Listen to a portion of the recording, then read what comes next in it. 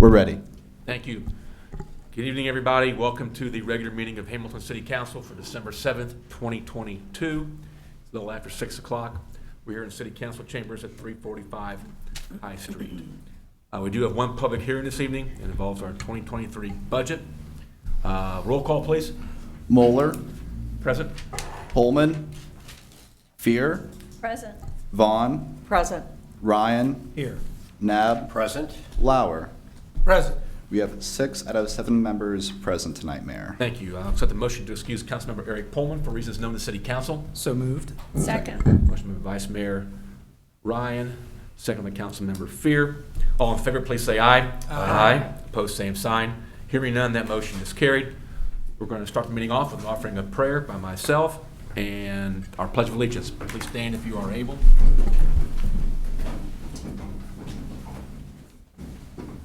Almighty God, grant us the wisdom to make good decisions this evening.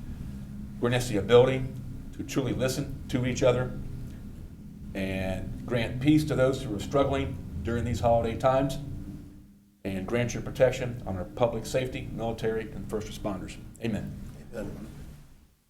Pledge allegiance to the flag of the United States of America and to the republic for which it stands, one nation, under God, indivisible, with liberty and justice for all.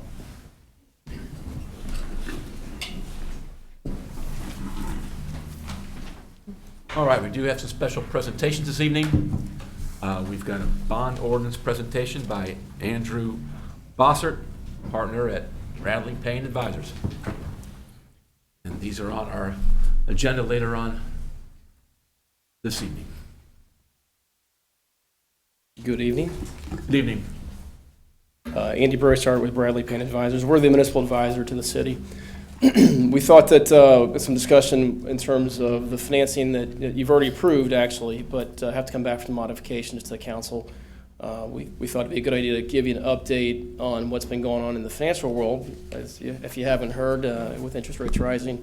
Just give you a quick snapshot on that, and then talk about why we're going down the path we are relative to the financing structure we're taking. Because it's been a while since you actually issued one-year notes out in the marketplace. The city used to do it a lot in the past, but we wanted to just touch on that and then see if there's any questions relative to any of that information. So, which way am I pressing? Should be an arrow on the side of that. Oops. There we go. There we go. So I'm not going to bore you with a bunch of charts, but some of this is pretty interesting because we haven't seen this in quite some time relative to the amount of inflation that's been hitting the market and then the impact that's happened with the bond market. And so what you see there is a snapshot with a call in our industry of the 20 bond buyer index. And you can see there, as it's the right-hand part of the chart, the nastiness of the green line going up in terms of the long-term rate. So this is really our long-term borrowing rate. And you can see from really the beginning of the year, in terms of the spot market, the average rate has really just significantly increased. And because of that, it's going to impact sort of what we've decided to take a look at in terms of getting this financing put in place for the city in our proposed structure.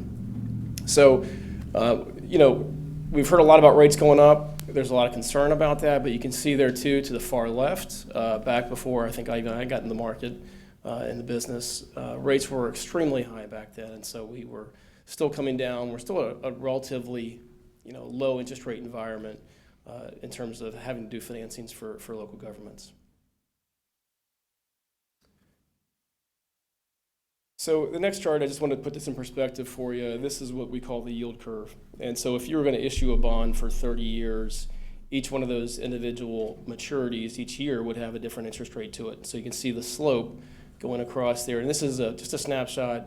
This kind of chart makes us sick compared to what we're looking at now. But if you look at from the left, the first year going out to the far right, which is the 30th year, typically what we'd see is a normal slope going straight up to the right.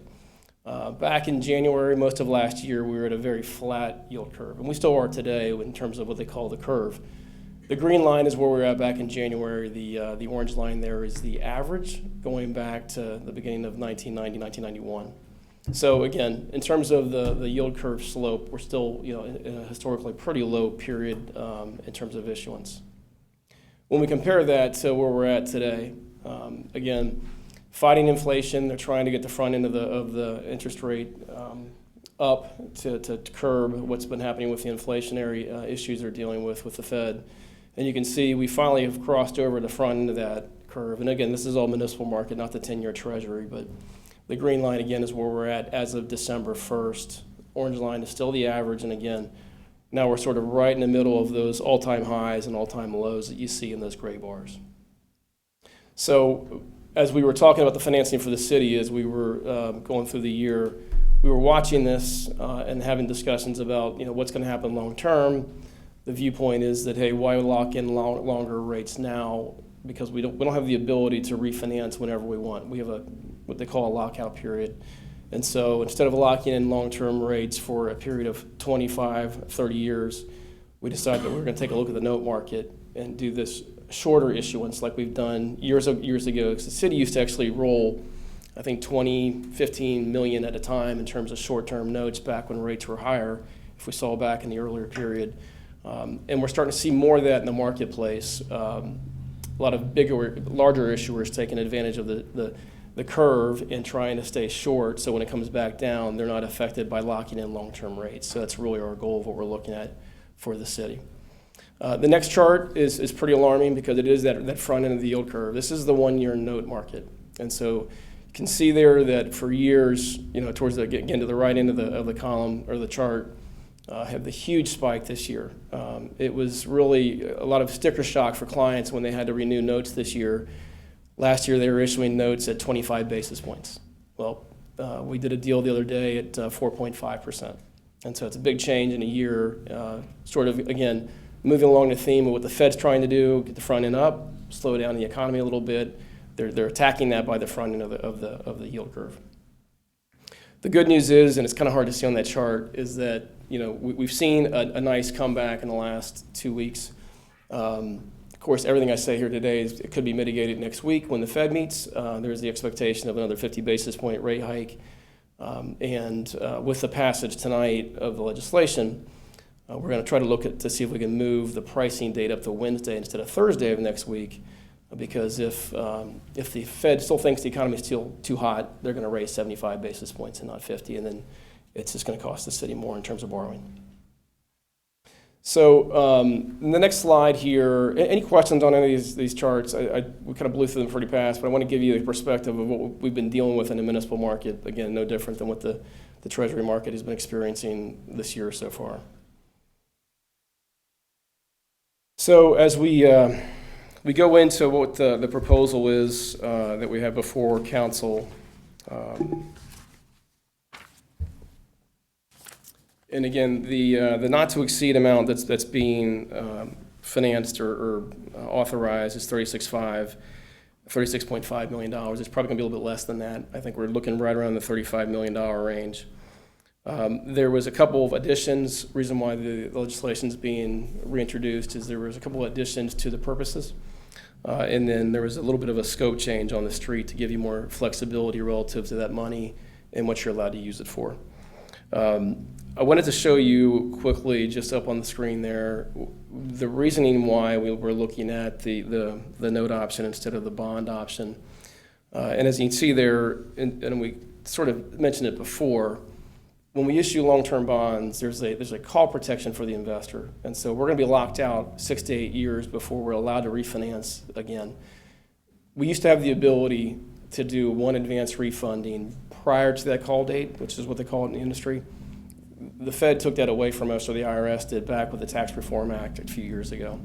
And so now no government's allowed to refinance your debt before the call date. So you got to wait until that call date period happens for you to have that option. So we wanted to stay away from that because it's a problem in terms of trying to save money for the city. So we looked at the two different options just so you have this in perspective of the interest rates on a 25-year borrowing and in a 30-year borrowing. And so right now, the all-in cost, which is the cost of the borrowing, the interest rate to the investor, along with the cost to issue the debt, the professionals involved, on a 25-year basis, you're looking right about 4.8%. And then on a 30-year basis, you're right around 5.1%. So these borrowing costs in terms of a 25-year borrowing for about $36 million is going to cost you about $2.3 million a year, and then on a 30-year basis, $2.2 million a year. So we compared that to the one-year note option, and we know that it's risen up. But, as soon as they start to stop, that one-year rate is going to dive down on us. And so next year, as we come back, because the proposed financing is a one-year note structure, when we come back next year, you have the option to do a few things. We can roll it into bonds at that point in time. We can reissue at that point and pay down as much as you want. For a period of time, we can pay down as little as you like, but there's a window, I think a 5-year window there of what we've got timed in terms of pay down period. So it gives you more flexibility. If there's more cash balance with the city and you want to utilize that towards debt and paying it down, next year you have that option. We assumed a 20-year borrowing amortization in our analysis on a one-year ban. So as if it was paid down off over 20 years, you're looking at about $2.3 million roughly over a 20-year period in terms of repayment. So overall, the goal is to reduce the amount of total interest you're paying over a 20-year period instead of a 25 or 30. And so that's going to save the city a lot of money. We'll be back before you next year with some options depending on what the market's doing, whether we go back as a one-year note option again, or if we take it long-term and issue fixed-rate debt. Yes, please. Andy, I have a question. On the 25-year option at 4.8%, the repayment over the 25 years is $2.378 million, but at the bottom of your slide, it's 30 basis points lower the rate, but it's almost identical in what's being paid. Yeah, it's because we're on a shorter term. We're on 20 years. But I guess I'm not exactly sure. What we've assumed in that amortization and that structure over time, we gave you the average debt service over that 20-year period. Okay. And so we've assumed that we're not going to be at 4.5% next year. We're going to be at something less. And so the assumption was I think in the model, we reduced it 25 basis points for the first couple of years, and we took it to the average. And that's why that's the difference you're seeing there. But 25 versus 20, I'm still not sure. I mean, you would think it'd be less on the 20-year amortization. Excuse me, I guess higher. The 20, it's the Yeah. interest rate in the back Okay. years that you're looking at. That's causing that to be short, almost Right. the same payment. Got it. Yeah. Okay. Andy, excuse me, one question, you talked about the call in being deviated from that, what'd you say, 7 or 8 years? That's right, yeah. Yeah. That was done nationally? Well, so 20 years ago, it used to be the call, the standard in the industry that the investor was willing to take was 10 years plus a premium. So usually it was like a 1% premium. Uh-huh. We got away from that and we went to a 10-year call, no penalty. And then it wasn't until recently that we started to push the envelope, especially when interest rates were extremely low in that period of time. We were doing 5-year, 6-year calls because the investor was saying, hey, if you want to call me away from this and interest rates are higher, sure, have at it. What we've seen in the market, in fact, we did a deal today for Upper Arlington, it was a 7-year call. And so it's really a game of what the investor is willing to take and what they're going to, because you don't want to make it not attractive for the investors to come in because the game is trying to get enough investors to bid in on your bonds or if you're issuing bonds with the right parameters. And so if you say a 2-year call, you may not get anybody to show up at all. Uh-huh. Yeah. Okay, thank you. Follow-up question to that. So let's say the debt was issued for 30 years, how does that impact the pricing if you push the call provision out, say 15 years versus say 7 years? There's some tax analysis associated with that going past 10 years. The pricing's better, right? If you do non-callable bonds, and we never suggest that because there's always the opportunity to do something with it or pay it down. The pricing for your bond that you're getting from an investor is better. Ballpark, I mean, so here's the thought process. I mean, obviously there's risk involved in rolling a ban because interest rates could continue to rise for the next couple of years and we're just paying that instead of locking in. If we push the call provision out farther, 10 years, 15 years, is that a 50 basis point saving, a 75 basis point savings? I don't think it's 75. You're probably looking maybe in the 25 basis range. Okay. Yeah, The other issue is whether or not you get investors to show up to. I mean, because when you start to put something out there that's not normal, they start to freak out and say, no thanks, I got a better option today than going after that. Even if it secures a good investment for 10 to 15 years? All depends who the investor is. The life insurance companies would love that, yeah. Okay. We've just seen way too many opportunities over my career where non-callable bonds were issued. Man, you wish you'd had the call option. Well, I would never advocate not having any call provision. I was simply just thinking if we push the call provision out a little bit further, would that get us into an interest rate range that would be more acceptable to lock in for a 10 to 15 year period to reduce our exposure, our risk against higher interest rates in the future? Probably not. Not that dramatic. Now, again, if I was sitting here, if this was a year ago, boy, we'd be running the bonds as fast as we could. Yeah, and we had a lot of clients doing that. And the climate that we were in was very attractive. I was begging people to borrow money, but they wouldn't listen. And that's why I wonder about the call, Andy, and Yeah. as Joshua indicated, pushing that to 12, 15 versus back to 5 or 2, as you said, Yeah.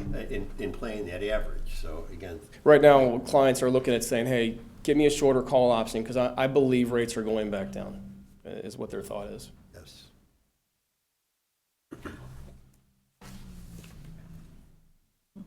Well, nobody fell asleep. That's good. The exciting world of bonds. Any other questions? Have you got questions related to legislation? Pat Woodside is here, bond counsel for the city from Frost Brown Todd. Any questions at all? Thank you. Thank you. Thanks, Andy.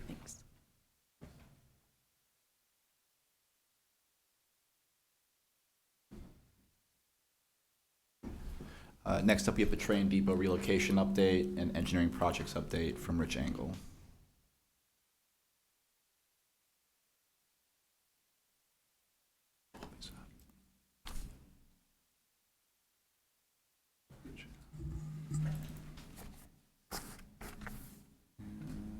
I gotcha.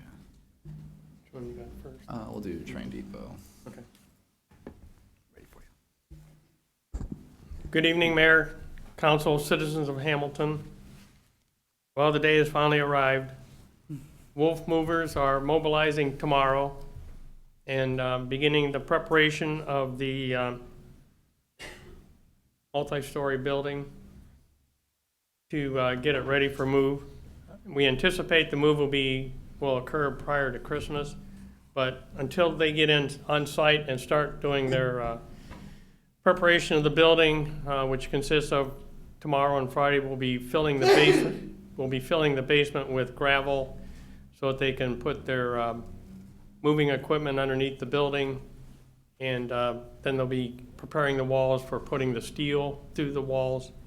Until they get through some of that work in the next week, I won't have a firm date yet, but based on their schedule they had provided me a while ago, this is what it will look like.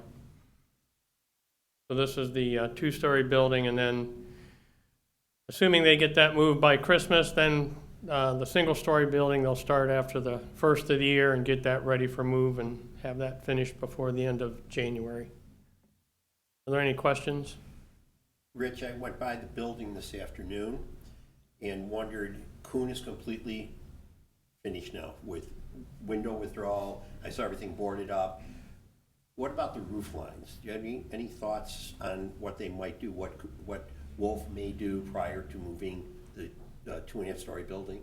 As far as the roof itself, they will do nothing with it. Okay, They'll just provide support inside the structure to keep the roof in place if they notice anything that's starting to sag or shift. thank you. But Kuhn's supposed to be done by the mid-afternoon tomorrow. I think they still had some wrap-up work to do.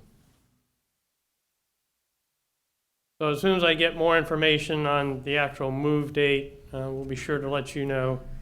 I've been in contact with Steve Caldwell. We've been working together on a collaboration to make sure that we get adequate coverage of the move itself. Wolf Mover said that they would only take probably less than 4 hours to get the building moved from its present location to the new location. And then I've been working with Lithco Restoration. They will provide the masonry workers to do the masonry between the new foundation in the bottom of the existing walls. As I noted before, we're going to salvage as much brick as possible from the buildings, so we can reuse that for the fascia on the new location. Any questions? Thank you, Rich. Okay.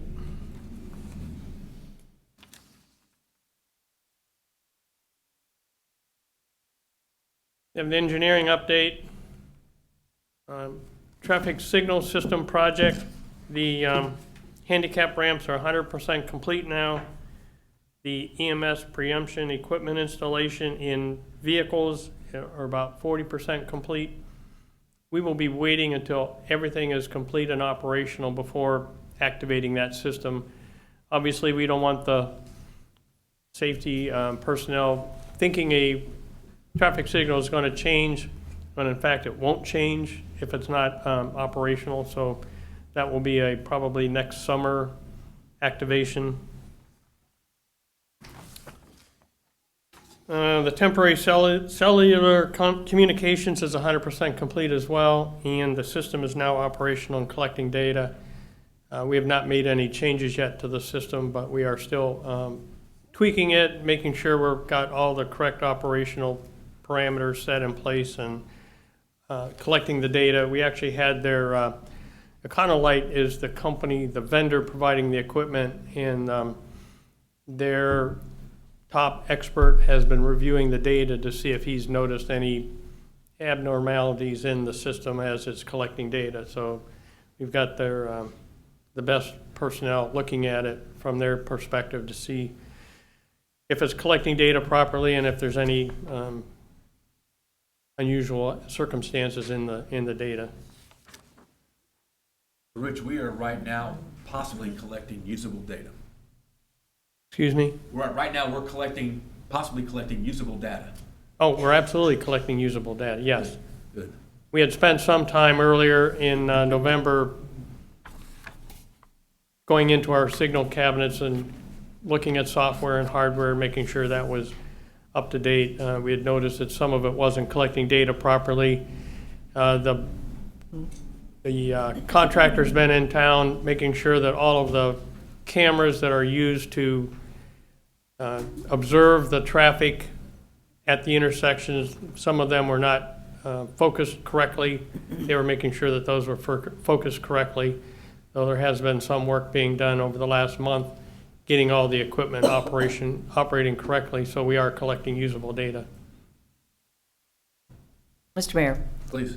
Rich, one question. So when January rolls around and we have a large event at Spooky Nook, will there be traffic guidance signs like out on 129, 128, if there's heavy traffic, or are we relying on the lights to do the work for us, to keep traffic moving? Well, first of all, we've been in contact with Spooky Nook every 2 weeks, having conversations about what they've been observing and how their traffic patterns are, what's happening with their traffic pattern. And we're meeting next week with their manager and Sam Byler to have this conversation. They've notified us that their events in January are going to be more local events than they are regional events. So we're not anticipating that there's going to be the huge influx of visitors and motorists that we had thought there might be. They're still ramping up to a point where they will have larger events. So we're reviewing this as more of a soft opening from this perspective, and we're still going to be observing and understanding how it's going to happen, but we don't have anything. We don't think it's going to be a huge chaos at the moment. Okay, thank you.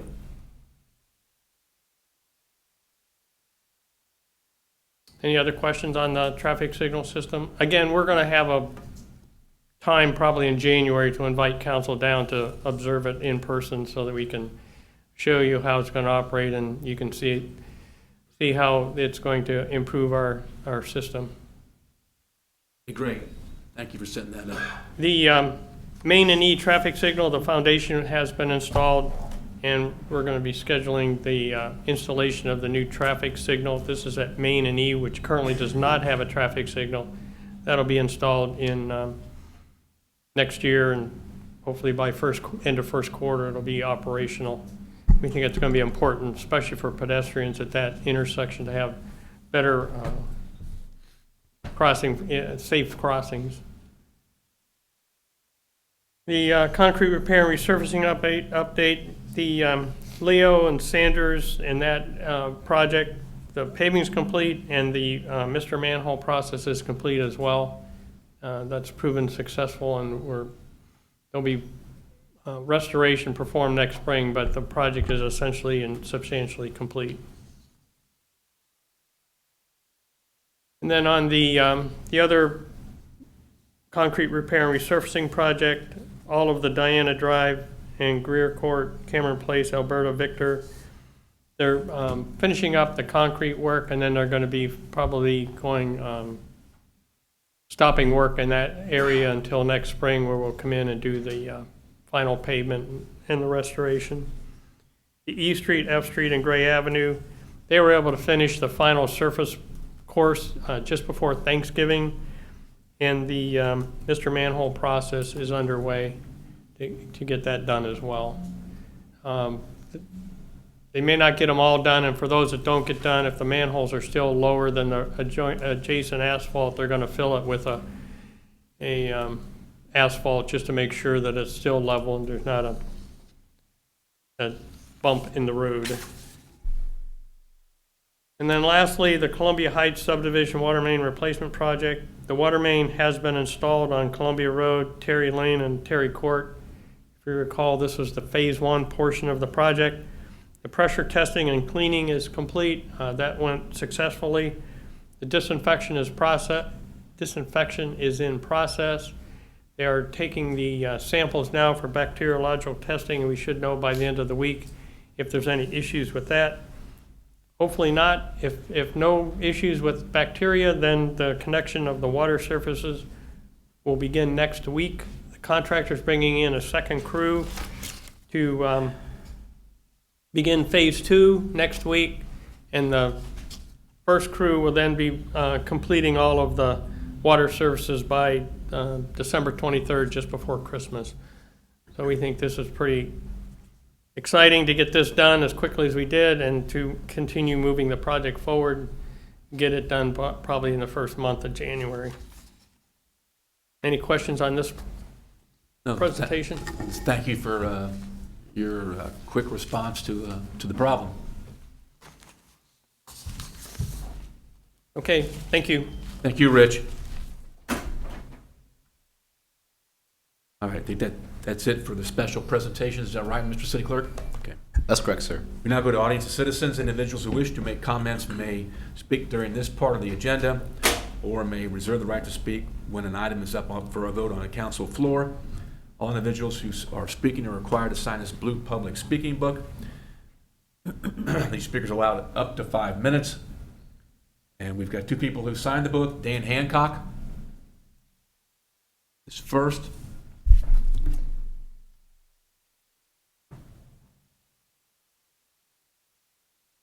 My name's Dan Hancock, and I live in Hamilton, Ohio. I'd like to thank City Council there for coming out to the north end meeting there last week there and that.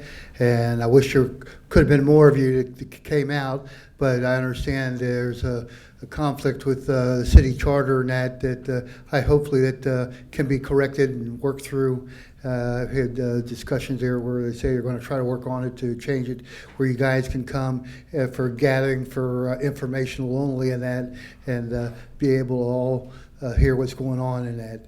And again, I thank you for coming out.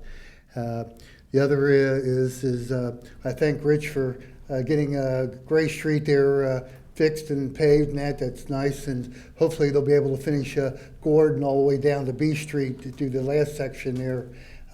That'll really make it nice.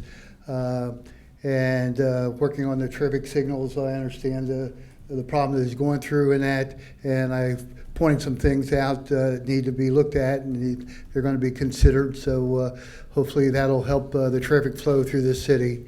And I've talked to other city council members about other issues and that, and I appreciate you listening and taking into advisement some of the things that I brought up. And you guys have a Merry Christmas and hopefully a Happy New Year. Thank you, Dan. I want to mention about the North Hamilton Crossing information getting out to the residents of North Hamilton. They're going to use utility bill inserts, yard signs, newspaper postings, and digital media to promote the attendance at what's going to be a January 23rd, 2023 meeting. And of course, the website, northhamiltoncrossing.org. There's also going to be some other fact sheets about that area. And there's an event coming up this Saturday at 12 o'clock at North End Market, and there's going to be some flyers there at North End Market. So the goal is to get information out in various different ways, because one way is not going to be able to do it by itself. So I want to thank you, Dan, for your going to the meetings and your presentation of various ideas. That is how we are getting the information out to North Hamilton residents. Okay. Second person, last person we have, Jim Loneman.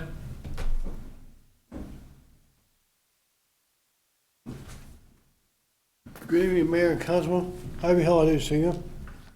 Anyway, I just want to say about you. I have a new address. It's 544 Franklin Street, here on the west side of Hamilton. Anyway, I just want to say about it's going pretty good. I mean, in the city, but I just want to. If they're ever gonna redo who's that street? I can't even street, but Well, you meant on the subject to be addressed was sewer lids raised, blocking Franklin and Ross. Some of the sewer lids are still singing or still haven't been repaired. You know, some pretty bad off too, and they should either cover them up, or they should something like that. And also, there's also someone wrote to Dan here about about me and him complaining at the city meetings. Well, I'm not complaining about it. I mean, the city's going great. I'm saying I love the city. I want to get it better. But the people who are complaining, why don't they show their face and let them talk to me about it, you know, don't hide themselves. You know, that's pretty bad, isn't it? Well, Jim, I thank you for bringing some issues that you see out there, especially on our roadways. So I'm just going to say thank you for bringing those things to our attention.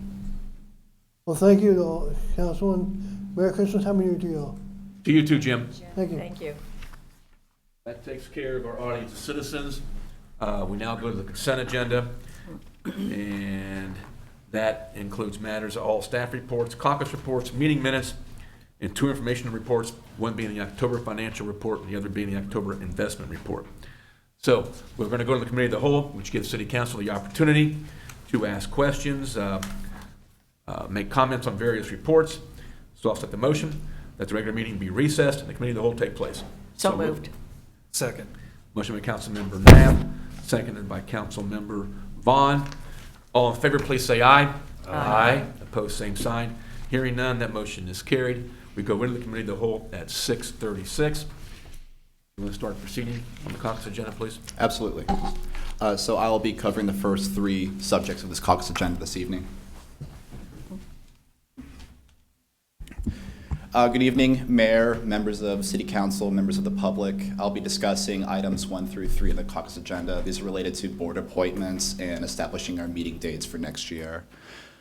So for item number 1, this is an item for reappointing resident members to the Ordinance Review Commission. So the Ordinance Review Commission's purpose is to review proposed ordinances before they go to City Council. These ordinances can have a significant impact on the quality of life before they're adopted, and this provides an opportunity to review for members of City Council, the city administration, and the public. The commission is made up of 9 members, 2 of them being resident members that are reappointed or appointed on a yearly basis. Our 2 resident members, their terms expire on December 31st this year. Our current resident members, Peter Acuff and Christina Latta Landefeld, are both interested in being reappointed with this next term if they are reappointed starting January 1st, 2023 and ending December 31st, 2023. If council concurs in the caucus report's recommendation, a resolution will be prepared and drafted for next week's city council meeting. Do we have any questions on this item? Any questions? So for item number 2, this is a OKI board member reappointment. So OKI, or the Ohio, Kentucky, Indiana Regional Council of Governments, is made up of local governments, business organizations, and community groups. Its purpose is to improve the quality of life and economic vitality within the region. They do this by providing opportunities for funding, transit programs, and studies. It's important that Hamilton has representation on the board of directors to be aware of these opportunities and utilize them for the city's betterment. At this time, Councilmember Vaughn is our representative, and Councilmember Nab is the alternate. At this time, their terms expire December 31st this year. If council concurs in this caucus report's recommendation, we'll prepare the necessary legislation or resolution, which will be available for your review at next week's council meeting.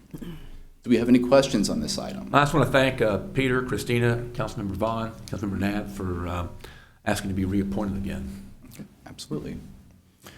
So on to item number 3. This should be pretty quick. This is just establishing our meeting dates for next year. So our regular meeting dates are on the 2nd and 4th Wednesday of each month, with the exceptions of July, November, and December. We have one meeting in July to provide a recess for council, and we have meetings on the 2nd and 3rd Wednesday of November to accommodate for holidays such as Thanksgiving, and meetings on the 1st and 2nd Wednesdays of December to accommodate for holidays during December. So that's a very quick caucus report. Do we have any questions on that item? Any questions? No. Okay. Thank you. Thank you. Next up for item number 4, we have Brian Harrison, our Assistant Law Director.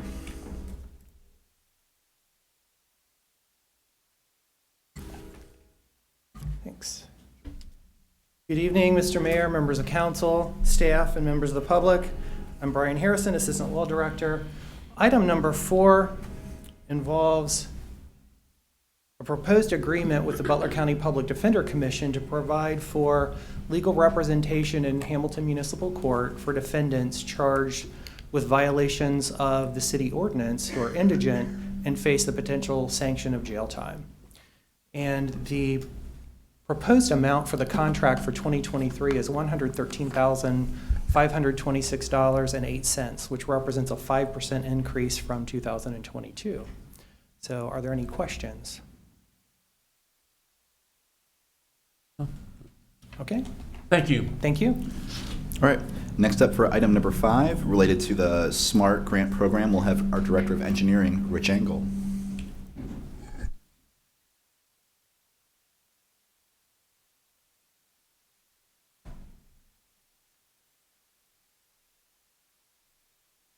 Even from that first slide, I'm getting excited already for your presentation.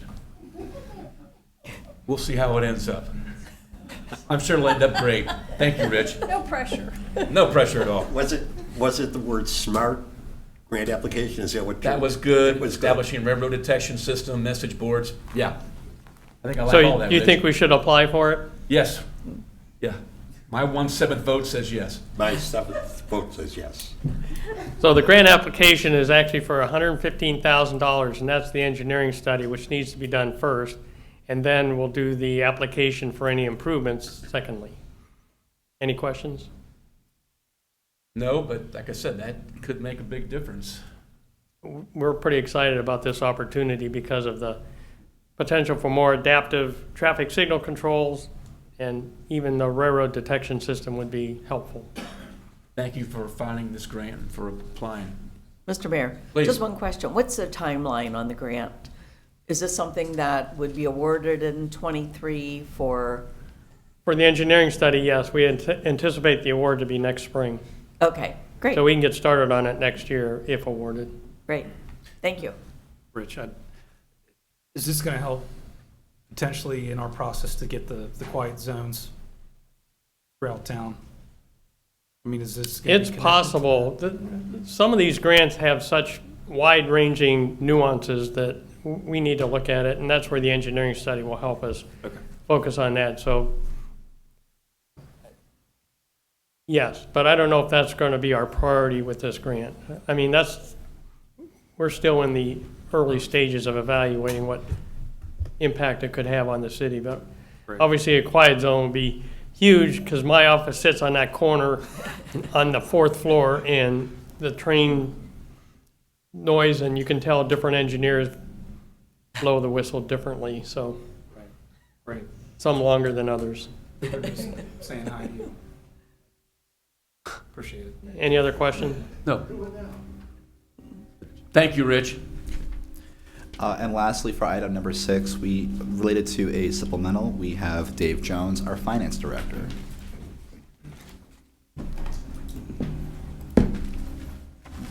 Good evening, Mayor, members of council, citizens. Tonight, we've got our 6th and final supplemental appropriation of 2022, and I've noted significant items up here. The first is an $865,000 grant to the Community Improvement Corporation, or CIC, for economic development activities. If you remember back in mid-November, you guys actually approved the grant to go to the CIC, so you have to appropriate the money and also approve the grant. This is appropriating the money, and I've got the ordinance number up there. We may be able to reduce this grant through using some CDBG money or HUD money to purchase some land for Fire Station 26, the new fire station. Right now, we've submitted an application to HUD. It's going through the review process there. I think it's got a good chance of passing. Of course, the CIC board would have to approve it, and we plan on coming back to council on the 14th with a caucus report and legislation if all goes well. And hopefully we can purchase that land from the CIC for almost $500,000. We also have $295,000 for water and gas line extension for Cohen Recycling. That money is actually going to be borrowed as part of the bond ordinances you'll read tonight. Let's see, the Capital Projects Fund, we've got $659,000. We talked about Columbia Heights, Rich did. This appropriates the money for the emergency water mains. We've got $23 million. This is the largest portion of the borrowing for the debt ordinances tonight. This appropriates that money. So you've appropriated $10 million back on March 9th. That was the ARPA funds. There was a small piece of debt that I paid off on December 2nd, had to be paid off associated with that. $9 million of the ARPA money will be used in construction. We're expecting the total cost to come in an amount not to exceed about $32 million for the total construction. The electric fund, we've got $750,000 for increased purchase power. It's just increased usage. Sales will completely offset this. Sales revenue will completely offset this. And then we have $277,000 for building renovations on the 3rd floor of this building here, One Renaissance Center. That accommodates the move of the infrastructure group with the restacking with our tenants here. The electric capital improvement fund will pay for that. The internal service funds, we have a $426,000 dynamic message board. I don't think this will be grant funded. And then we have a Nutanix server software. It's a 5-year renewal. Both of those items are funded through a 5-way split. And we talked about this at the Finance Committee meeting. A 5-way split is the gas, water, electric, wastewater, and general fund. So that would be the funding for both of those items. Like I said, this is the 6th and the final supplemental. This supplemental, when you see the staff report next week, it contains a lot of budget adjustments for the ARPA funds. We have moved all ARPA funds into the general fund now, so there's no more ARPA funds remaining in that fund. In the budget presentation, we have a complete slide that details out where that money went. And you'll also see some transfers in the staff report. If you remember back when we do the tax budget, I talk about the Budget Commission, the County Budget Commission, and there are the checks and balances.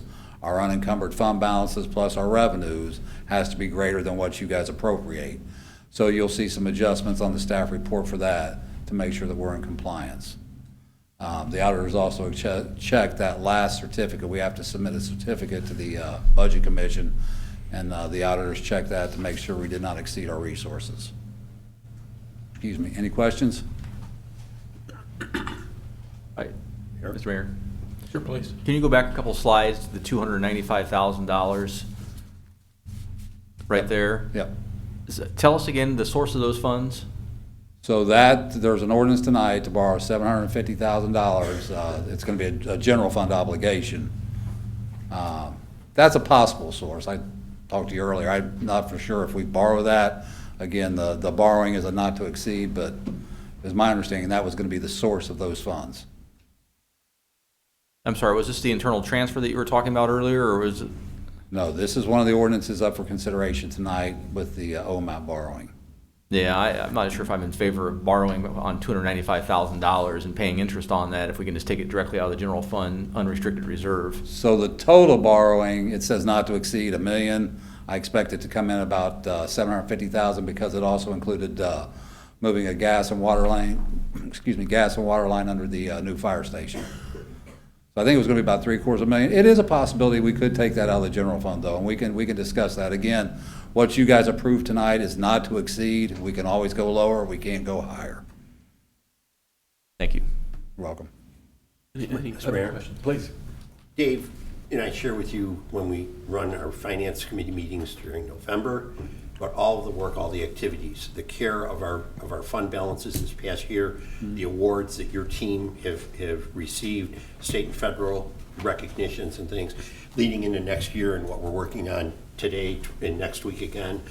Thank you for all the work. Thank you to everyone in the city for the diligence and the commitments that we have to stay balanced in the opportunities that we have that you present to us through Joshua and the opportunities to expand our city, grow our city thoughtfully. The word smart came up in Rich's last presentation, and we're working smart. We're working hard, we're working smart, and I really, really appreciate all the work that goes into what you're presenting to us tonight and what we'll be moving on in legislation. Thank you. Thank you. Thank you, Dave. Thank you. That concludes the presentations, Mayor. I'll accept the motion that the committee of the whole be closed. So moved. Second. Motion by Councilmember Fear, second by Vice Mayor Ryan. All in favor, please say aye. Aye. Opposed, same sign. Hearing none, that motion is carried at 6:50. I'll accept the motion that the regular meeting be reconvened. So moved. Second. Motion by Councilmember Vaughn, second by Vice Mayor Ryan. Roll call vote on that motion, please. Moeller. Yes? Fear. Yes. Vaughn. Yes. Ryan. Yes. Nab. Yes. Lauer. Yes. Motion adopted, 6-0. Okay, adopted at 6:50 as well. I'll accept the motion with the exception of the items noted that council received reports of the consent agenda, current recommendations. So moved. Second. Motion by Councilmember Nab, second by Vice Mayor Ryan. All in favor, please say aye. Aye. Opposed, same sign. Hearing none, motion carried. We now go to the public hearing section of our agenda. Now accept the motion that the regular meeting be recessed and the following public hearing take place. So moved. Second. Motion made by Councilmember Fear, second by Councilmember Vaughn. All in favor, please say aye. Aye. Opposed, same sign. Hearing none. That motion is also carried at 6:51. Would you please read the public hearing into the record? Agenda item number 7, a public hearing regarding appropriations for current expenses and other expenditures of the City of Hamilton, Ohio during the fiscal year ending December 31st, 2023. Okay. Anyone in the audience wishing to be heard? At this point in time? This public hearing. Who is speaking? Dave? Good evening again. So I'm going to be going over, well, first off, let me tell you that we noticed the public hearing on November 28th in the media, and the budget and brief has been published on the city's website since then. I'll be going over the general fund cap and debt, and the ARPA funds. Edwin Porter and Nate Perry from infrastructure will be going over the infrastructure portions. So first off, thank you, Mr. Knapp, for mentioning the awards we have won. This is one that brings a lot of pride to not only the city, but the finance department. It's the Triple Crown. It's our CAFR, or the annual audited financial statements, the PAFR, which is a reduced, condensed version, which is mainly geared towards citizens, hopefully a lot easier to understand. And the Budget Presentation Award, we won 8 Triple Crowns, and we currently received the 2022 GFOA Distinguished Budget Presentation Award. What's GFOA stand for? Government Finance Officers Association. Shouldn't it be like GOAT, greatest of all time? Well, he calls me the sheep, maybe we'll change it to GOAT. Okay. It ain't gonna happen, I know. So, this is a lot of what we gave at the Finance Committee meeting, and these are the start off the takeaways for the general fund. Very good year for the general fund as far as income taxes go. Right now through October, and I'm sorry I don't have the November results, but right now through October, we're up 16%, or $4.18 million in income taxes. We're still projecting income taxes, all funds, to come in at $35 million. And remember, there's 3 funds that get the city's income tax. There's the general fund, which gets 77.5%. It's a public safety reimbursement fund. It gets 12.5%. So the general fund gets 90%, and the Hamilton Cap and Debt Fund gets 10%. The 23 proposed budget, we budgeted income tax at $33.5 million. I feel that's a conservative number, but you know, we have to be good stewards of city money. We don't know what's going to happen in 23, so we stayed at $33.5 million, and we were structurally balanced at that number. The 22 adopted income tax budget, all funds, was $30.5 million. The general fund portion of that was about $23.6 million. So we're still up $3 million over that. Like I said, the general fund is structurally balanced. Budgeted revenues and expenditures are up 8.05% over the 22 adopted budget. We're investing $33.46 million in infrastructure, and infrastructure expenditures are up 4.9% over 22 adopted. The total all-in budget is almost $360 million. That's all funds. So the next slide is the general fund revenues. The biggest portion of the revenues, and I wish that was easier to see, is the income taxes. It's 47.8%. The second largest piece of the pie is the reimbursement from the levy funds. Those are our public safety levies. We have not had a new levy for public safety or for the general fund since, I believe, 2001.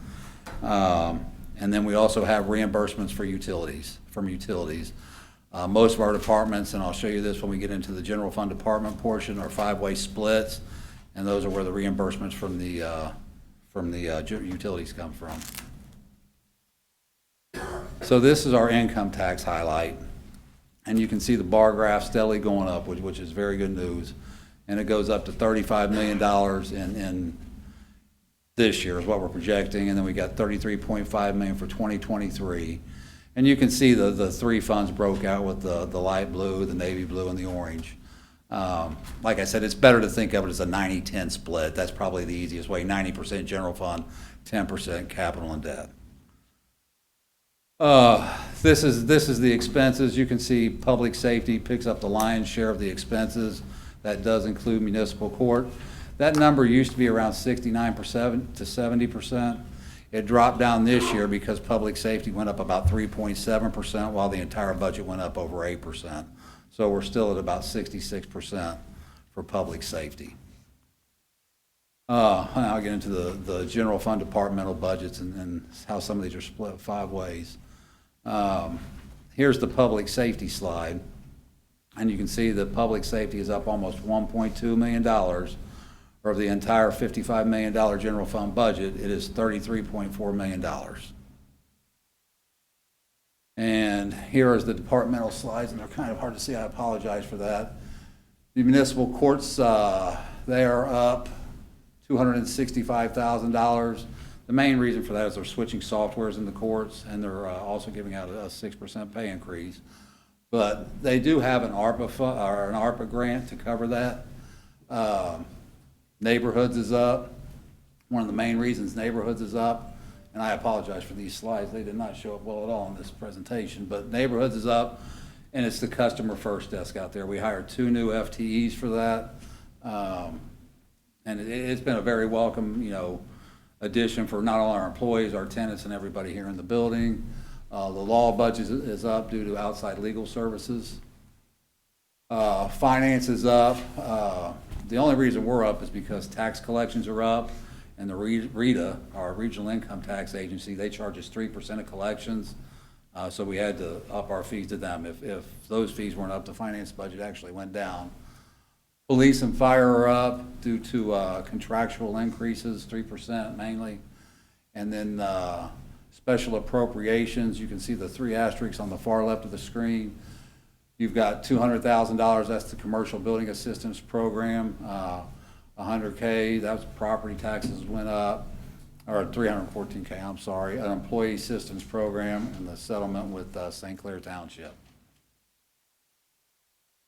So this comes out, this is our 2022 projected ending fund balance.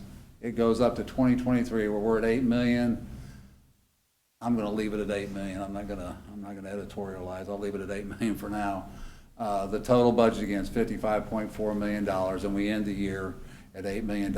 These bottom 2 numbers, if you remember, we have a resolution that spells out that we have to be no less than 10% of general fund revenues.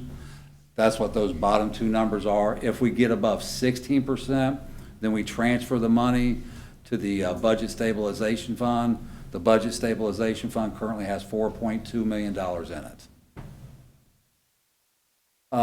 This is our general fund unencumbered fund balance, and I noted this in the Finance Committee meeting, and I was looking at it again today.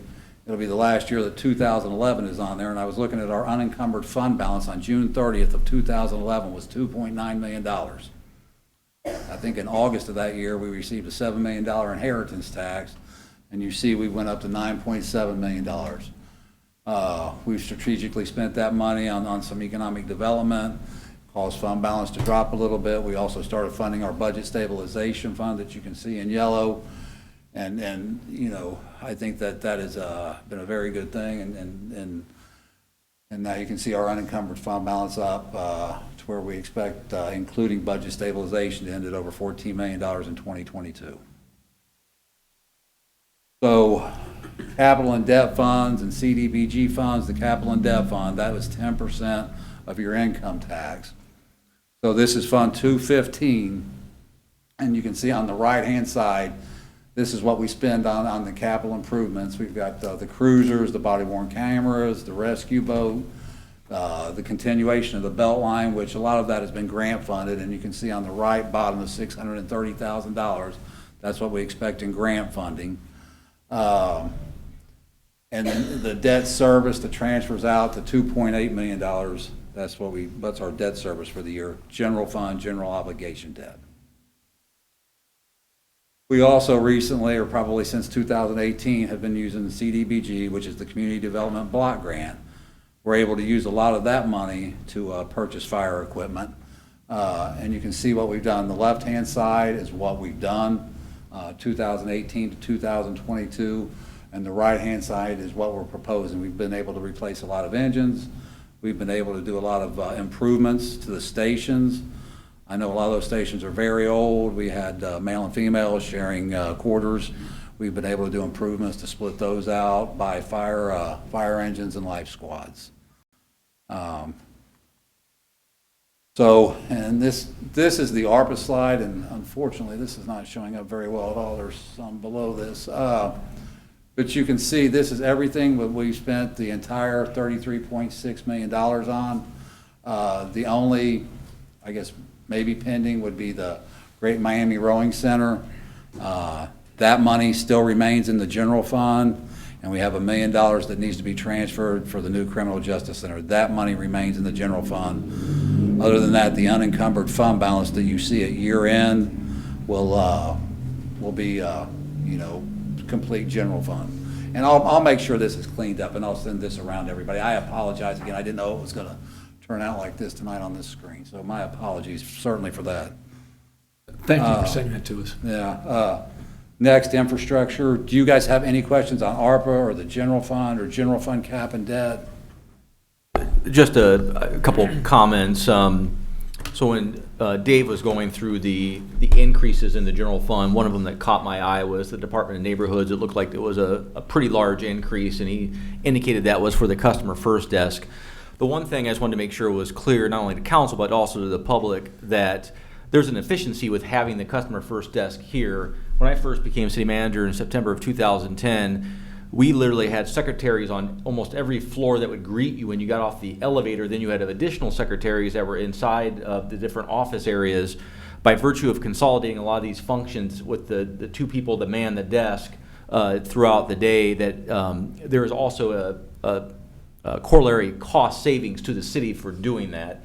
That wasn't maybe clear in the presentation, but I just want to make sure that was understood, that that was there.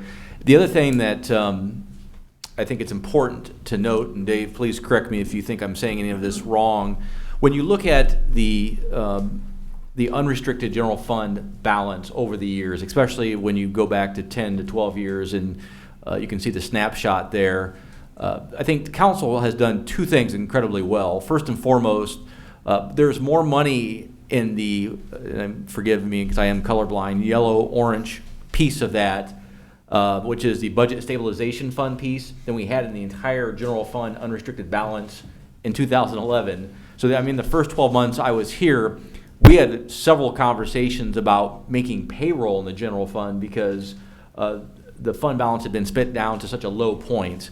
Dave did mention the fact that we received a rather large inheritance tax in 2011, but for that, I mean, we certainly had some rocky years ahead of us. But as you can tell, we did strategically spend down some of that money to enhance economic development, but you can see the results from that economic development. You can see in years 18, 19, 20 and forward that we've maintained a very healthy balance relative to what we saw in prior years. And again, I want to thank City Council for that vision, because you believed enough in certain projects that has happened. The other thing I think is important to note, Dave mentioned at the very beginning of the presentation, the general fund revenue. The general fund revenue also is an indicator of those investments. There's a lot of cities in Ohio that would like to have the type of percentage increase that we've had in general fund revenue from the income tax perspective, but that was because of strategic investments that have been made.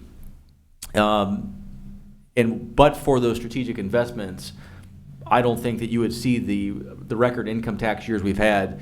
Dave, if you had to tell us how many years have we had record income tax in a row, has it been the last 5, 4, 6? Oh, yeah, easily. I actually just was nosing around today, looking back. I think in 2012 we was around 22 million, all three funds. So I mean, we've what's that, 13 million to what we're projecting this year. So over a 50% increase in the last decade in income tax revenues, I think, is another strong indicator. Obviously, we have a set of metrics that we look at on a monthly, quarterly, and annual basis just to make sure, are our strategies on target? Are they not on target? I mean, two of the best KPIs to look at would be the increase in income tax revenue and also the fact that the unrestricted balance is as strong as it is. Yeah, I agree totally. I want to thank you, Dave, all of you and your team for being conservative for 2023, to just be, as Councilmember Knapp said, smart. I mean, it's just smart budgeting. So thank you and your team for that. Thank you, guys.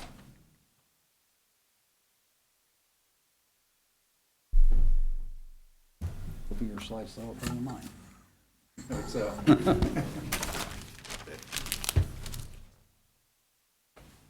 evening, Mayor, Council, citizens. My name is Edwin Porter, the Executive Director of Infrastructure. I'm going to talk to you now a little bit about our capital investment in our community. So in 2023, we're proposing investing a little bit over $33 million into our community. And, what does capital investment mean? Well, capital investment are proactive investments in our system which support reliable, stable, safe, and accessible infrastructure. And Just as a reminder as well, that this presentation was presented on November 18th at the Finance Committee meeting, and the presentation will also be available tomorrow on the website. So if you look at 2023 projected versus the past approximately 10 years that are shown, you'll see that it's on the higher end, and it approximately mirrors 2021. You may remember that in 2021 we spent a substantial amount on the Hamilton Enterprise Park substation, and so that's why there was a large increase there. And in 2023 we're proposing to spend about $7 million on a water tower which will serve the Hamilton Enterprise Park area. We were notified earlier this week that Butler County is contributing $3 million in ARPA funds towards that project, so we really appreciate that investment in our water system, and that will go directly into capital investment in our community. So I won't talk much about the Centrac system. We talked quite extensively about this earlier, but to note, it's installed on 27 priority signals this year, and the goal in next year is to install the remaining 70 signals. So by the end of next year, it's anticipated that will be fully installed, fully functional. And to note on this was 80% funded by a grant from OKI Regional Council.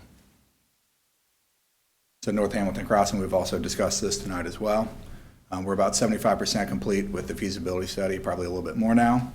We're analyzing alternatives, and we will continue detailed design engineering next year.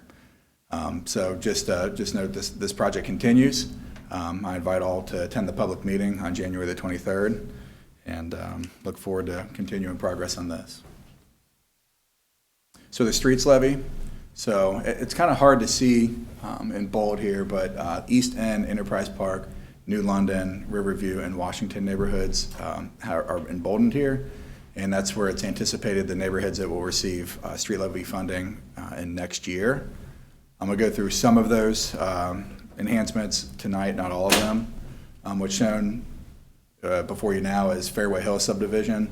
So what's highlighted in red are areas where we intend on improving the streets. And you'll see layered on top of that, there's a blue color as well over top some of the areas, and that's where we're going to repair water main in those areas. So just as a reminder, it's not only street paving, it's concrete repair, it's drive apron repair, it's sidewalk repair, bringing those into a state of good repair as well. And next year we anticipate construction on Tylersville Road reconstruction. This was the second most requested street when discussing the street levy. This needs to be reconstructed. There's been substantial increase in heavy truck traffic through the Hamilton Enterprise Park as that continues to develop, continues to have more entities there. So Tylersville Road will actually have a full reconstruction, which will allow to support the additional weight of the large vehicles. So next year we intend on continuing on the Hamilton Beltline Trail. So as most know, phases 1 and phase 2 are complete. So phase 3, which extends from approximately the Black Street Bridge to the High Main Bridge, we anticipate completing design next year and starting construction in 2023 on that. We intend on investing approximately $600,000 into our water production plant, including well rehabs, roof replacement, high service pump rebuild. About $2.2 million to the water reclamation plant. You'll see that a number of these items are for engineering design or master planning. So we've reached the end of life of several critical components and processes at the plant. So we're proactively doing studies and engineering design to design the replacements for those, making sure that we have the right pieces of equipment. It's not just have one piece of equipment, it reaches into life and we replace that. We make sure it's the right piece of equipment. It's modernized, it's the most efficient, it can efficiently use electricity, and it matches what our intent of the treatment process will be, for the next 20 years. Our wastewater system, so we have $1.3 million in the collection system. This includes $500,000 for manhole rehabilitation, as well as $800,000 for sewer lining and replacement. Of course, if we can line existing sewers, that's what we do first, maintain the structural integrity and prevent water from infiltrating. And For those that are in a state of disrepair where we can't, we will replace. Pumping stations. So at the end of Heathwood Lane, we have a package plant. So that's a separate unit process. Our goal is to replace that in 2023. So the plant will actually come out and it'll be replaced by 2 lift stations. So in lieu of treating waste at that site, it'll be replaced with lift stations, which will pump it to our gravity system and take it back to our main treatment plant. Natural gas capital, so approximately $563,000 next year for natural gas, which includes regulators, meters, equipment, a dump truck, backhoe, crew truck, as well as SCADA improvements. It's not listed up there, but we have SCADA improvements next year as well. Electric capital, so this is $1.9 million. This will go into replacement of old equipment, modernizing it. A backyard machine, this is a pretty cool piece of equipment, and essentially this will allow us to get into tight spaces. So a lot of times if there's an issue, we may have to go into a side yard, into a backyard, into a fenced area. What this will do is allow us to get in tighter spaces without having to remove those fences in order to gain access to our easements and create less damage in doing so as well. We are ordering 2 new bucket trucks. It's important to do that. The lead time on these trucks is approximately 20 to 24 months out.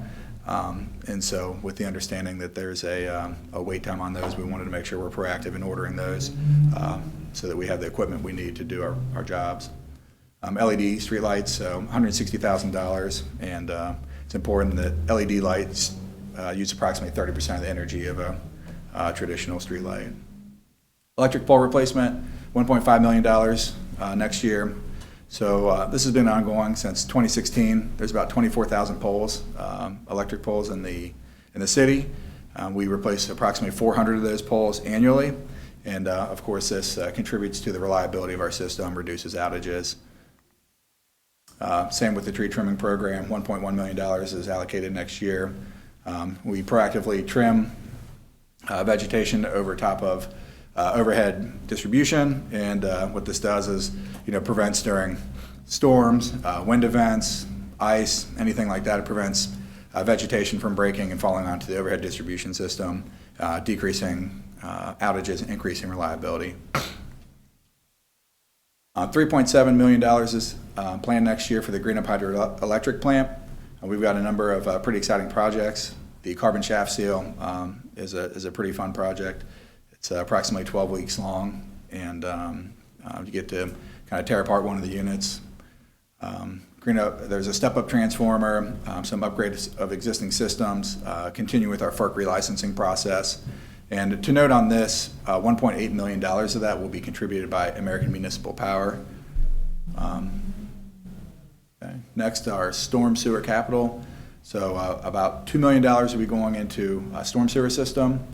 You'll see the first bullet point is, as some may remember, there was a flood event on Labor Day, and that was approximately above a 200-year rainfall event. There were some issues at Hammond Boulevard and Dayspring Drive, some flooding issues, and approximately $500,000 is being allocated next year to identify and start construction of a resolution to those flooding issues. And then the remaining 3 bullet points, those support the street levy paving process to making sure that we have good infrastructure under good streets. And lastly here, the electric vehicle charging stations. So we currently have 3 existing locations in the city. Next year we anticipate installing 4 additional. We've listed here 9 proposed locations for installations. They haven't been decided where they'll go yet, but we continue to identify strategically where we can place electric vehicle charging stations as we continue to see them in our community, and we can use them to boost economic development in our area. So that's all I have on capital. Does anyone have any questions on the capital side of it? Any questions? No. Thank you, Edwin. Okay, thank you. So I'd like to invite Nate up to talk about customer value. Nate. Hi, good evening. So for next year, we're projecting our residential utility bills to increase approximately $7 or 2.7%. And the water and wastewater rate increases that council adopted recently are going to go into effect on January 1, and the electric rate increases will go into place February 1. So our rates have remained relatively stable compared to what the industry's seen. Across the country, the cost of natural gas has increased 33% this year compared to last year, and electric has gone up over 16% this year compared to last year. So really, I think our long-term approach to planning for our power supply and our natural gas supply has helped us maintain more level rates during this increased time of inflation. Specifically, our long-term natural gas contract, we have a fixed price contract for the price of gas that was negotiated in 2017. Will be in place through 2025 at a fixed rate. So that's saved our customers millions of dollars over the life of that contract.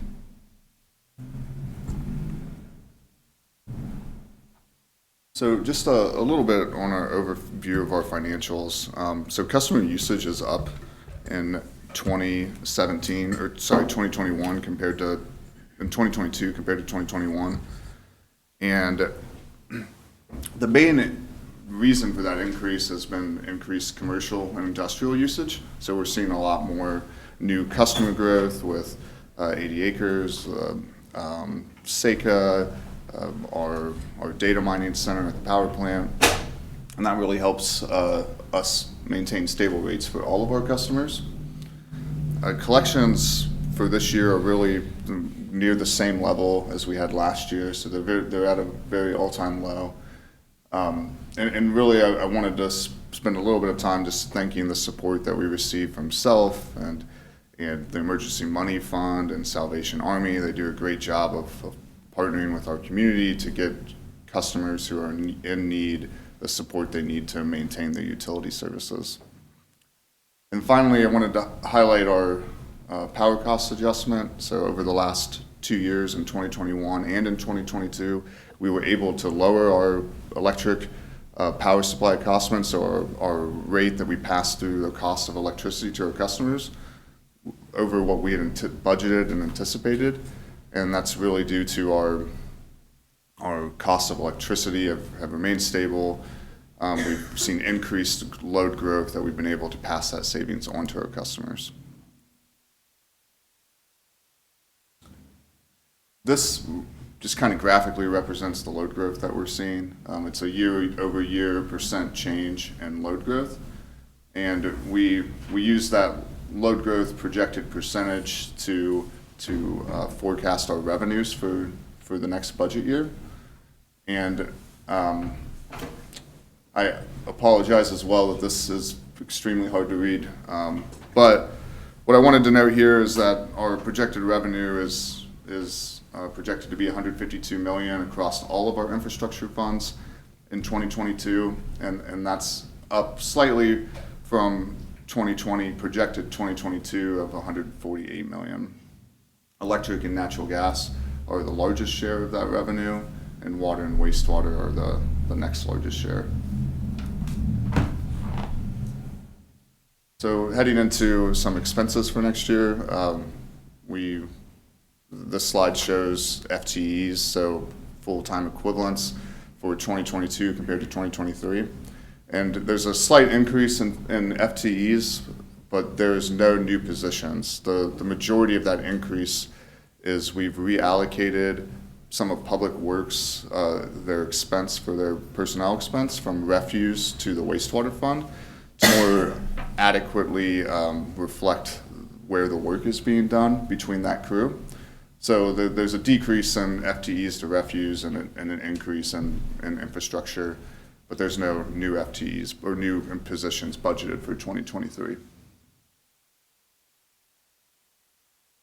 So this slide shows O&M cost 2022 compared to 2023.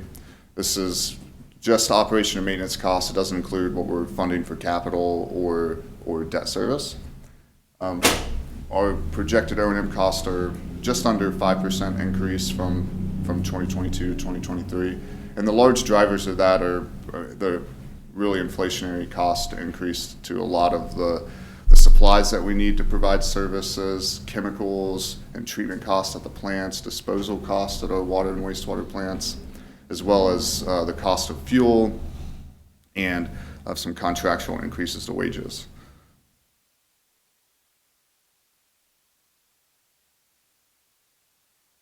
And finally, I wanted to go through, these are really some facts for each of our utility systems. I won't hit on all of these highlights for each of these funds. However, what I did want to say, generally, as we've met with our credit rating agencies throughout 2022, all of our funds have maintained strong bond ratings and stable outlooks. For the gas system, we have the SOAR designation through APGA, and it's a system operational achievement recognition. So recognizes our gas system for excellent reliability and excellent service to our customers. Electric, we are in the process right now of renewing our RP3 designation. So that's the designation that it's a 3-year term, and it shows that we're properly investing into our system, and we have very high reliability. We are a diamond designation currently, and we anticipate that we'll stay at that level. But there's over 2,000 public power communities across the country, and around 1 or 2% have that diamond designation, that top level of designation for excellent service to our customers. And we also received the American Public Power Scattergood Award for 2022, and that is a national award. Only 2 communities won that out of the 2,000, and it shows that we have excellent customer service, reliability. It really highlights all of the good work in total that many of our teams are doing for utilities. For water, we competed in the Berkeley Springs competition this year, and we won many different awards at that, continuing to recognize our great tasting water that we have here in the community. And finally, on wastewater, Edwin talked through a lot of the projects that we're working through on this. We also have been implementing our computerized maintenance management system, and one of the big projects that we'll be working on next year is a force main lift station at the in the Heathwood area.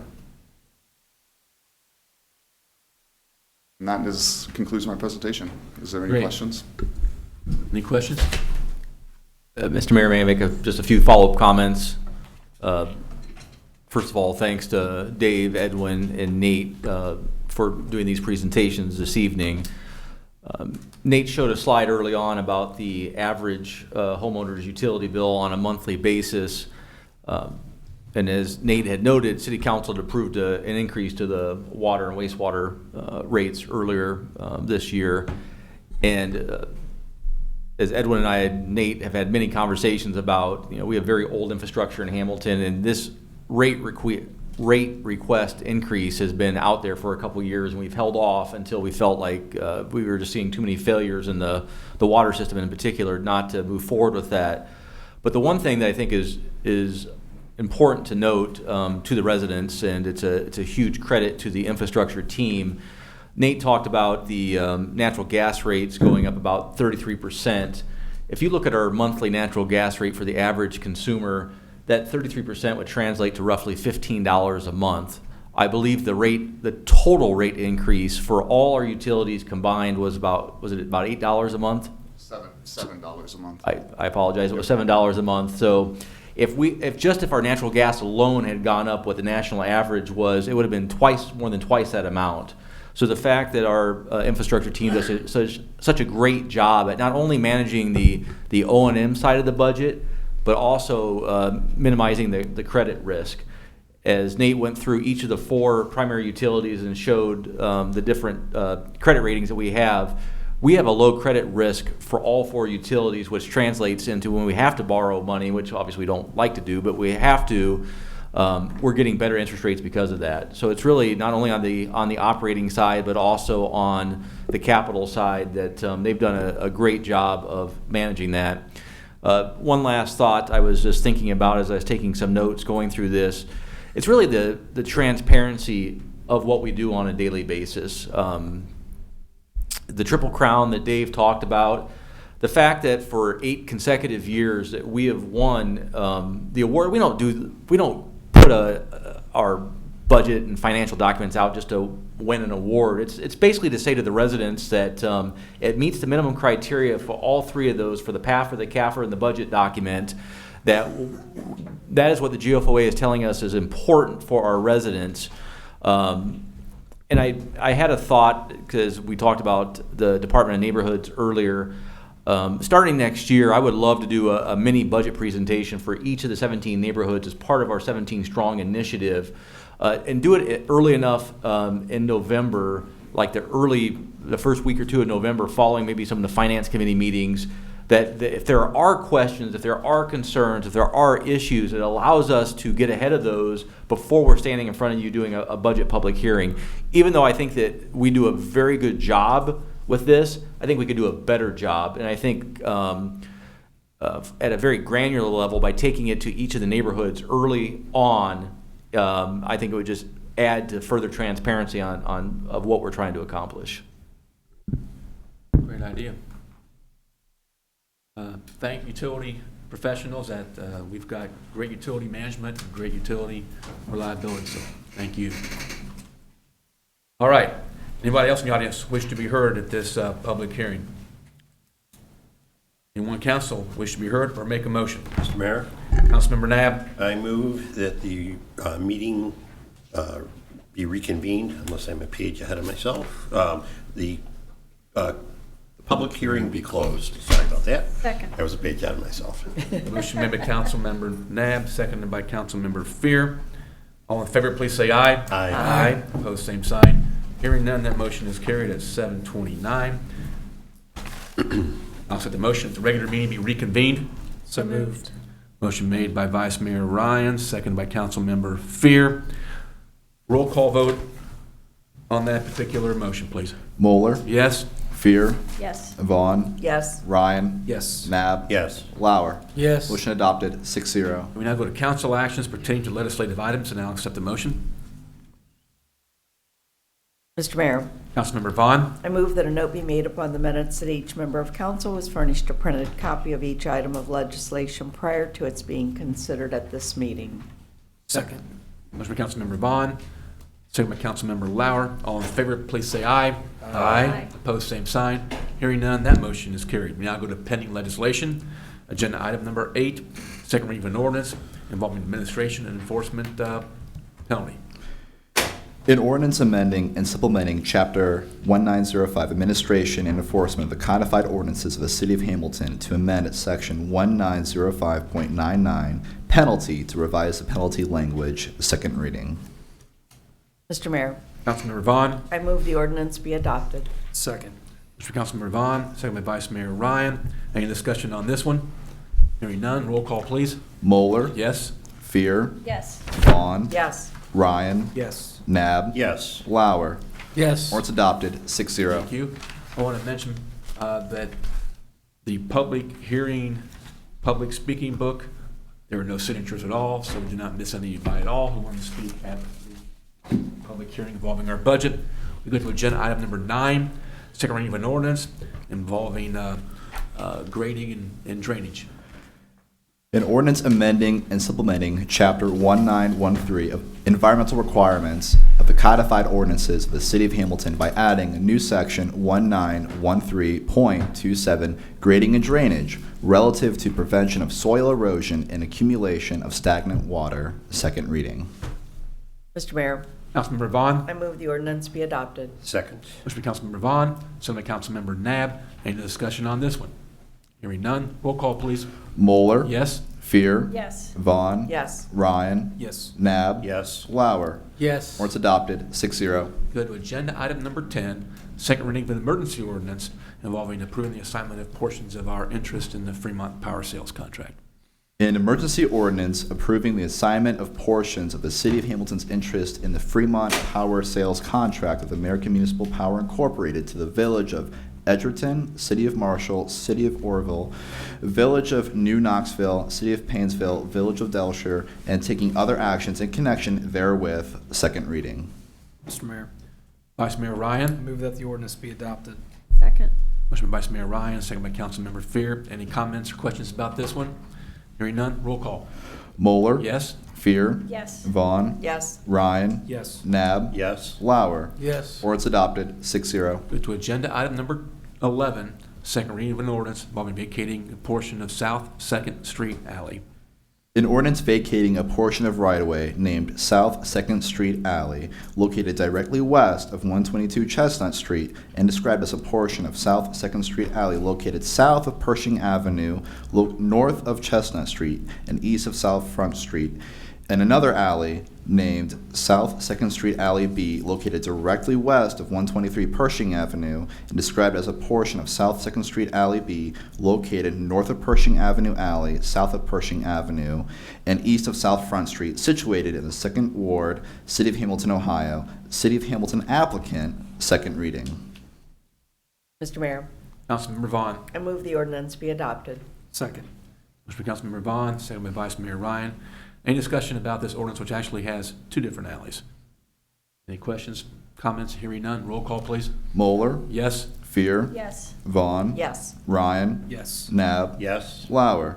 Yes. Or it's adopted, 6-0. Go to new legislation, agenda item number 12, first reading of an ordinance involving Hensley Avenue.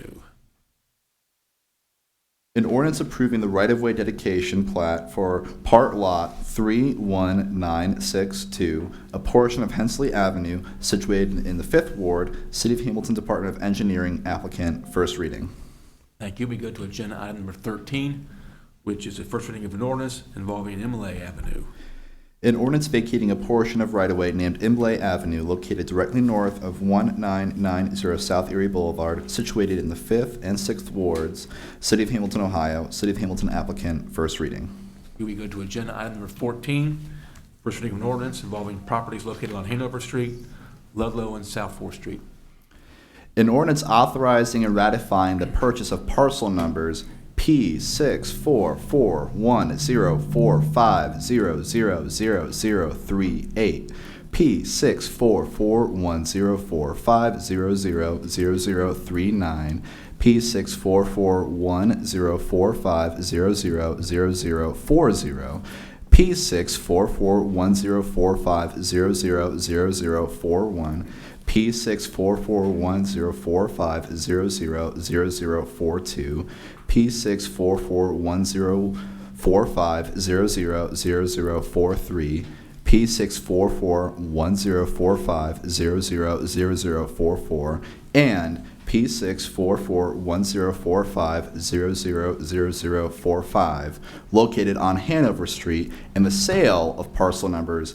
P6441027000017 and P6441027000018, located on Ludlow Street and South 4th Street, the estate of Philip O. Moracle, seller, purchaser, City of Hamilton, purchaser, seller, first reading. Thank you. We go to agenda item number 15, first reading of emergency ordinance involving our compensation plan.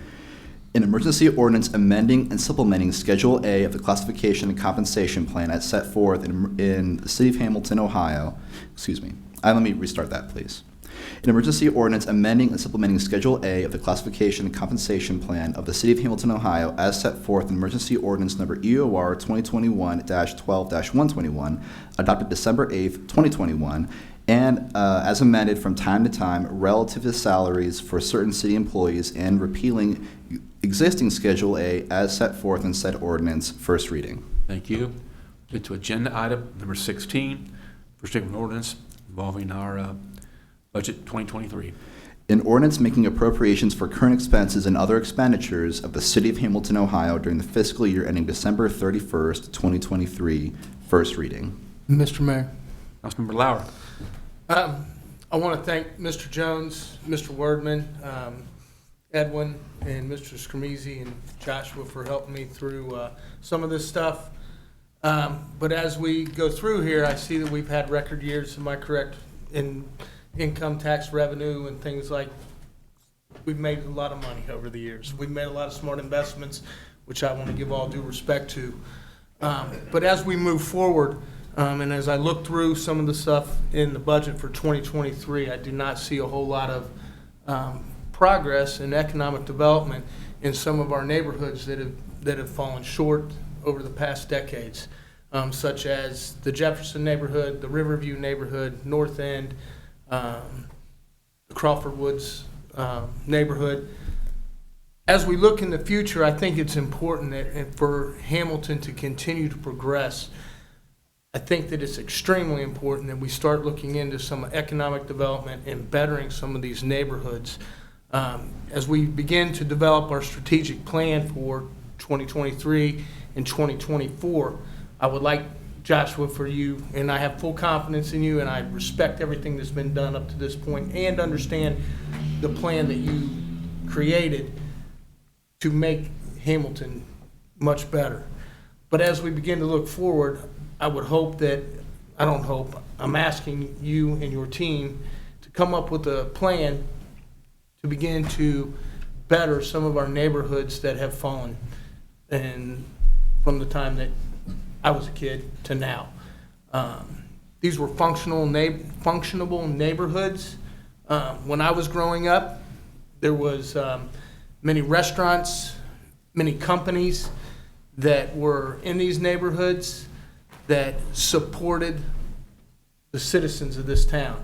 There were factories, there were jobs that people could walk to their jobs. We had a bus service that could take people that from these neighborhoods to their jobs. In the future, as we begin to develop the plans for 2023 and 2024, I would like to see this be a part of our budget. Thank you. Thank you, Councilmember Lauer. We will go to agenda item number 17, which two reading of emergency ordinance involving street improvement bond anticipation notes. An emergency ordinance amending emergency ordinance number EOR 2022-9-79 for the purpose of authorizing the issuance and sale of general obligation limited tax street improvement bond anticipation notes, Series 2022, in the maximum principal amount $2,750,000 and declaring an emergency. First reading. Mayor, Councilmember Nab. I move that the rules be suspended and said ordinance be read a second time by its title. Second. Motion by Councilmember Nab, second by Vice Mayor Ryan. Roll call vote on that motion, please. Moeller. Yes. Fear. Yes. Vaughn. Yes. Ryan. Yes. Nab. Yes. Lauer. Yes. Motion adopted, 6-0. Great, thank you. The second reading of the emergency ordinance, please. An emergency ordinance amending emergency ordinance number EOR 2022-9-79 for the purpose of authorizing the issuance and sale of general obligation limited tax street improvement bond anticipation notes, Series 2022, in the maximum principal amount of $2,750,000 and declaring an emergency. Second reading. Mr. Mayor, Councilmember I Nab. move the ordinance be adopted. Second. Motion by Councilmember Nab, second by Vice Mayor Ryan. Any questions or discussion on this one? Okay, hearing none, roll call. Moeller. Yes. Fear. Yes. Vaughn. Yes. Ryan. Yes. Nab. Yes. Lauer. Yes. Ordinance adopted, 6-0. Thank you. We go to agenda item number 18, two readings of emergency ordinance involving Justice Center bond anticipation notes. An emergency ordinance amending emergency ordinance number EOR 2022-9-80 for the purpose of authorizing the issuance and sale of general obligation limited tax Justice Center bond anticipation notes, Series 2022, in the maximum principal amount of $24 million and declaring an emergency. First reading. Mr. Mayor, Councilmember Fear. I move that the rules be suspended and said ordinance be read a second time by its title. Second. Motion by Councilmember Fear, second by Councilmember Vaughn. Roll call vote on their motion, please. Moeller. Yes. Fear. Yes. Vaughn. Yes. Ryan. Yes. Nab. Yes. Lauer. Yes. Ordinance adopted. Motion adopted, 6-0. Can I proceed with that second reading, please? Please. Okay, that's the motion adopted, 6-0. Could I proceed with the second reading of that Please ordinance? proceed to the second reading, yes. Thank you. An emergency ordinance amending emergency ordinance number EOR 2022-9-80 for the purpose of authorizing the issuance and sale of general obligation limited tax Justice Center bond anticipation notes, Series 2022, in the maximum principal amount of $24 million and declaring an emergency. Second reading. Mr. Mayor, Councilmember Fear. I move that the ordinance be adopted. Second. Motion by Councilmember Fear, second by Councilmember Vaughn. Discussion on this one? Hearing none. Roll call, please, sir.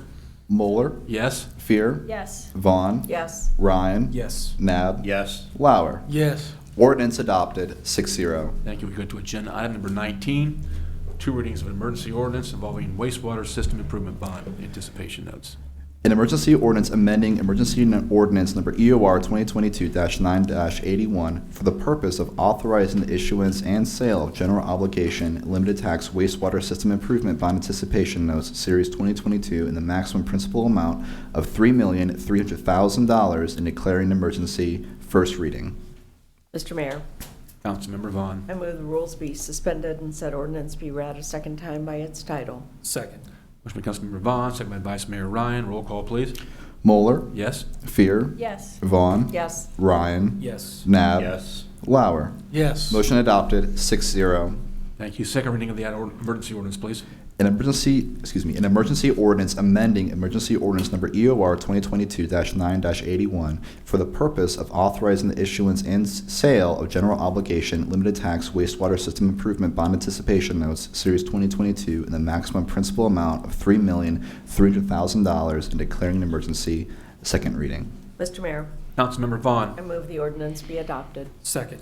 Motion by Councilmember Vaughn, seconded by Vice Mayor Ryan. Questions on this one? Roll call. Moeller, Yes. Fear, Yes. Vaughn, Yes. Ryan, Yes. Nab, Yes. Lauer. Yes. Ordinance adopted, 6-0. We go to agenda item number 20, 2 readings of emergency ordinance involving stormwater system improvement bond anticipation notes. An emergency ordinance amending emergency ordinance number EOR 2022-9-82 for the purpose of authorizing the issuance and sale of general obligation limited tax stormwater system improvement bond anticipation notes, Series 2022, in the maximum principal amount of $3,700,000 and declaring an emergency. First reading. Mr. Mayor, Vice Mayor Ryan. I move that the rules be suspended and the said ordinance be read a second time by its title. Second. Motion by Vice Mayor Ryan, second by Councilmember Vaughn. Roll call on that one? Moeller, Yes. Fear, Yes. Vaughn, Yes. Ryan, Yes. Nab, Yes. Lauer. Yes. Motion adopted, 6-0. Great. Second reading of the emergency ordinance, please. An emergency ordinance amending emergency ordinance number EOR 2022-9-82 for the purpose of authorizing the issuance and sale of general obligation limited tax stormwater system improvement bond anticipation notes, Series 2022, in the maximum principal amount of $3,700,000 and declaring an emergency. Second reading. Mr. Mayor, Vice Mayor I Ryan. move that the ordinance be adopted. Second. Motion by Vice Mayor Ryan, second by Councilmember Vaughn. Any discussion? Hearing none. Roll call, please. Moeller, Yes. Fear, Yes. Vaughn, Yes. Ryan, Yes. Nab, Yes. Lauer. Yes. Ordinance adopted, 6-0. Thank you. We go to agenda item number 21, 2 readings of emergency ordinance involving amphitheater improvement bond anticipation notes.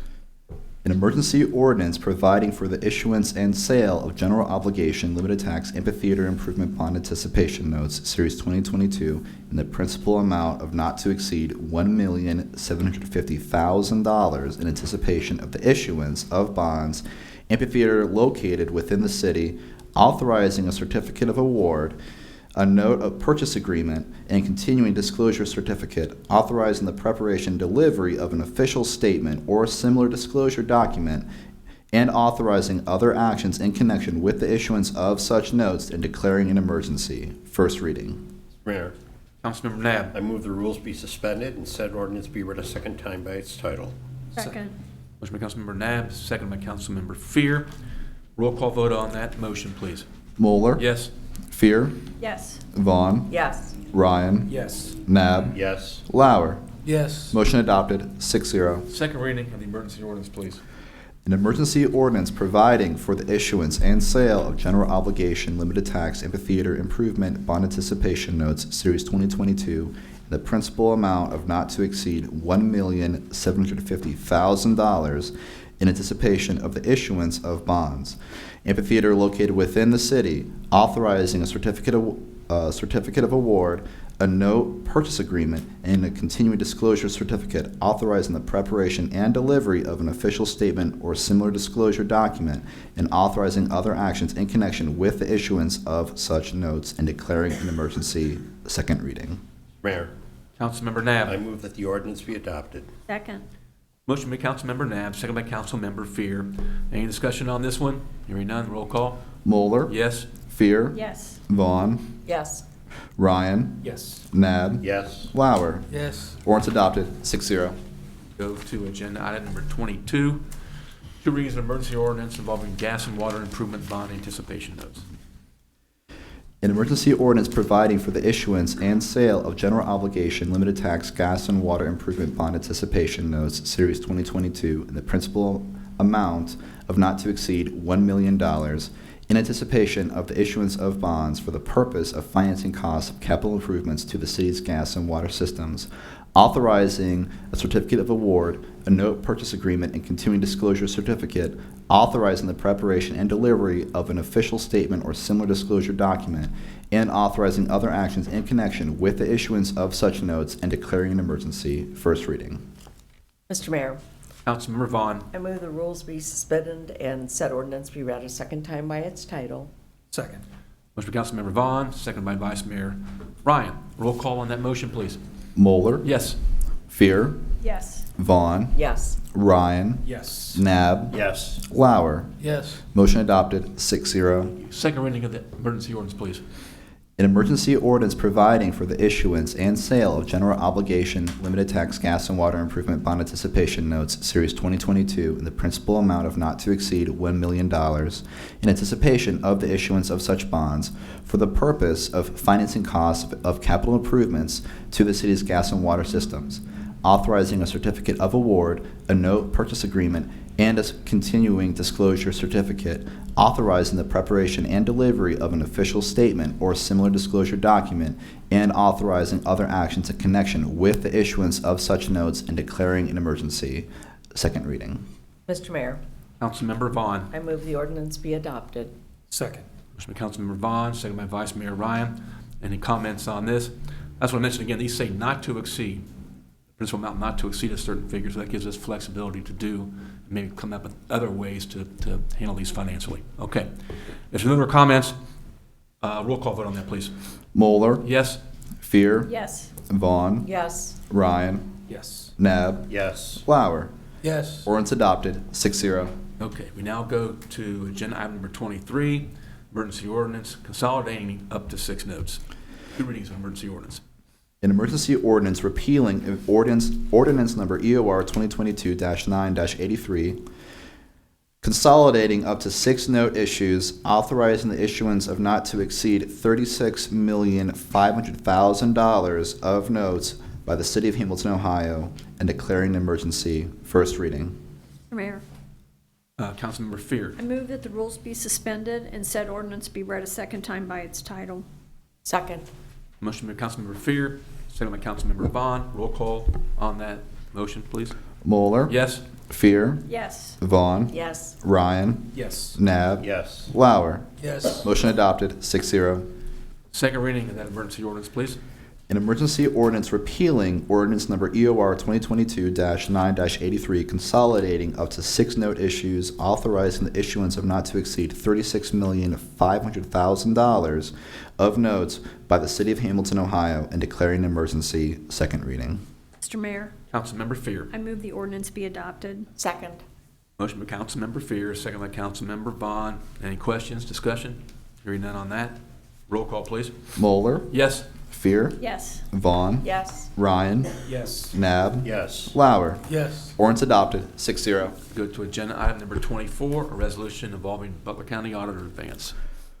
A resolution requesting that the Butler County Auditor advance to the City Treasurer of the City of Hamilton, Ohio, taxes assessed and collected for and on behalf of the City of Hamilton, Ohio, 2022 through 2023. Mr. Mayor, Vice Mayor Ryan. move that the resolution be adopted. Second. Motion by Vice Mayor Ryan, second by Councilmember Vaughn. Any questions or discussion on this one? Roll call vote. Moeller, Yes. Fear, Yes. Vaughn, Yes. Ryan, Yes. Nab, Yes. Lauer. Yes. Resolution adopted, 6-0. Audience to city manager. Thank you, Mayor. A couple items. Jim, I was thinking, if you live in the 500 block of Franklin now, well, not only are you my neighbor, but you're very, very close to Richard's Pizza. Where? Richard's Pizza. It's like 2 blocks from where you live. May I suggest a steak sandwich? On a different personal note, Chris Cannell's in the back. I was going to say, if you ever have the chance to play pickleball, make sure you are on his team and not on the opposite team. I have been on both, and he has an incredible wingspan, but it makes it very hard to get the pickleball by him. On a more serious note, a couple things. Just wanted to thank the city employees for a great 2022. As Dave mentioned in his budget presentation, we have a $360 million all funds budget, which makes us very unique for municipalities, especially in Butler County.